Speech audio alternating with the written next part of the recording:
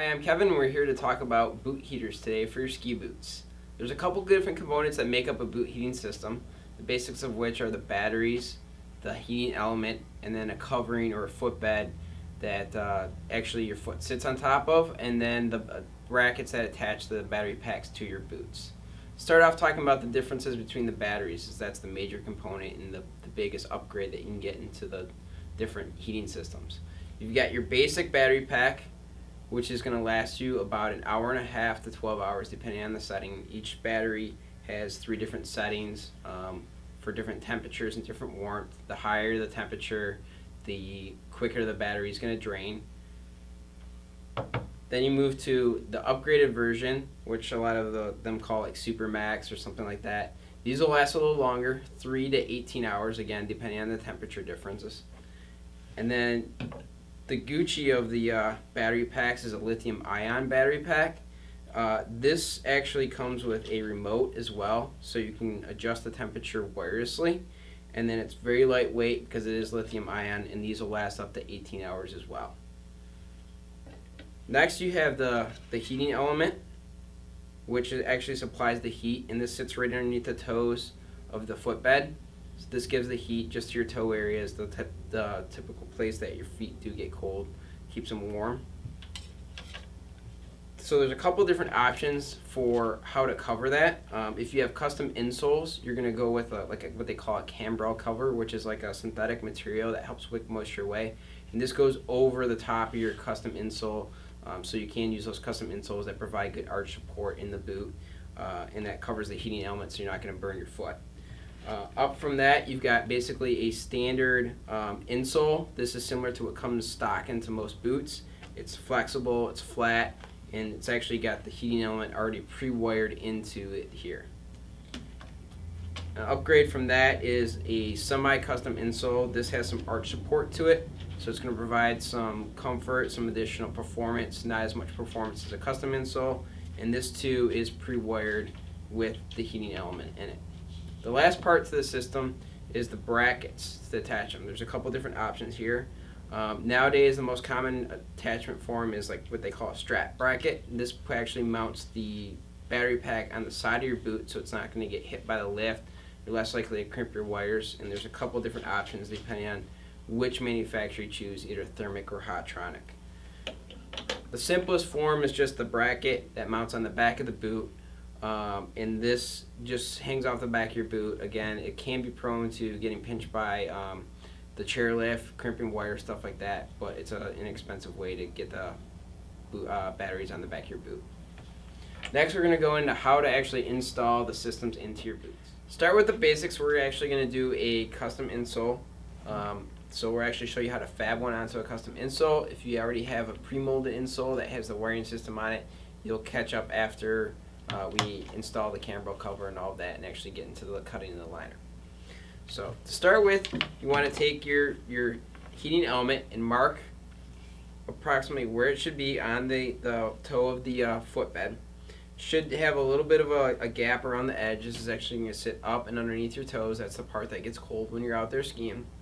You want to mark where the wire system is and make about a 1-inch wide slit in the sole of the footbed so you can feed the end of the wire up and through the insole. You want the wire to run underneath the bottom of the insole so that way you're not feeling it on your foot. That'd be very uncomfortable when you're skiing.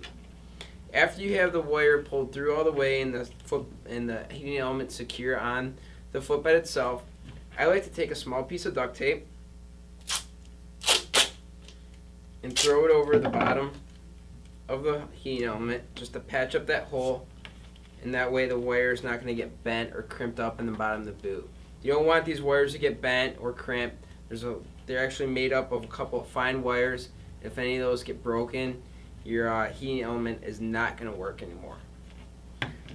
So once you have that secure, you want to take your Cambrel cover, peel off the sticky part. You want to start at the toes. You only got one shot at this pretty much, so you want to be secure. And you want to slowly work your way back towards the heel, making sure you smooth it out as you go along. So now that you have your Cambrel cover nice and smooth, you want to trim off all the excess. You can either use a razor blade or a utility knife to help you out with this. A pair of scissors works as well. You just want to go around and trim off all the excess. So now we have our camber cover all trimmed up. It's the same size as the footbed.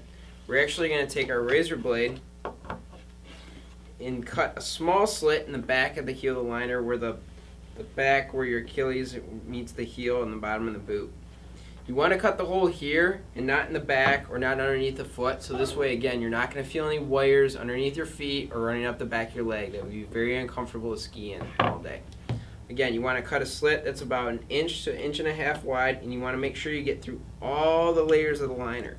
You should be able to stick your finger through the hole of the boot. That's a good gauge on whether or not you have it the right size.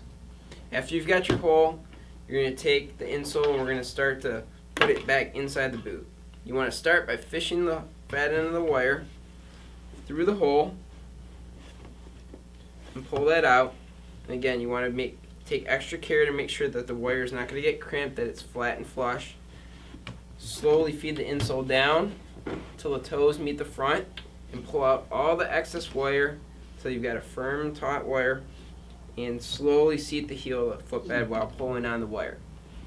Once you've got that seated, I like to take some duct tape and put a small piece on the heel of the boot here to help close up that hole. That way you don't get cold air in there. Keeps the wire again from getting crimped. Another piece on top of that, running up the back. And finally, one more on top of that. It just keeps the wire nice and secure, attached to the spine of the boot, the liner. It's not going to get crimped or anything. Now that we've got that all back together, we're actually going to take our liner and put it back into the shell of the boot. Again, taking extra care to make sure we don't pinch anything. This boot's already got its strap buckle bracket attached to it on the side, so we know our battery's going to get mounted over here. If we kind of fab that up, we see that we have a little extra wire. We don't want this to get caught or crimped on everything, so I just like to take a small piece of duct tape. You don't want to pinch the wire, but you just want to kind of curl it up, any excess. Wrap it around there a couple times. That way it's not going to get caught on the lift or anything. And then you've got a nice secure wire. Again, you can either mount your bracket for your battery pack on the side strap, which I strongly recommend. That way it's not going to get hit by the trailer. You're not going to kick it or anything. You're less likely to lose batteries. Or if you want, you can mount it right on the spine of the boot. That's how you install boot heaters in your boots. Boot heater is going to keep your feet nice and toasty, so you have a very enjoyable day of skiing all day long.